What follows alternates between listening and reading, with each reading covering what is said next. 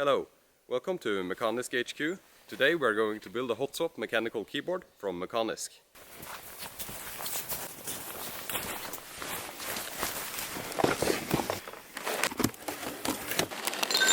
First of all, I'm starting with the stabilizers.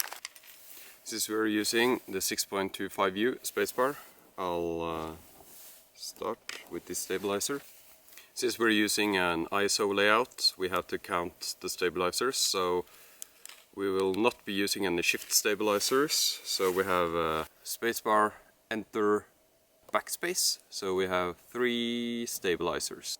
For an American or ANSI layout, you would probably need more stabilizers.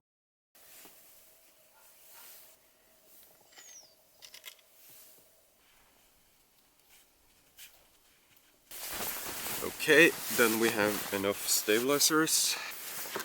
Next up is the printed circuit board, or the PCB. So I'll start with the spacebar,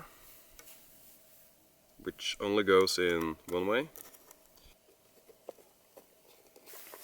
So with this hot swap PCB you have the option to have a normal spacebar or a long 7-unit spacebar.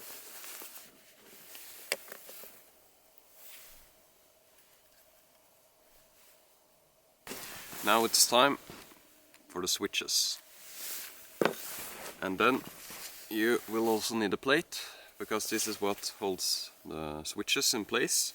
I like to add 3 or 4 switches around the plate before placing it on the PCB to make sure everything is aligned properly. On this hot swap PCB, some switches should be upside down and some should be the right way up. For example, the spacebar, in my case, is upside down.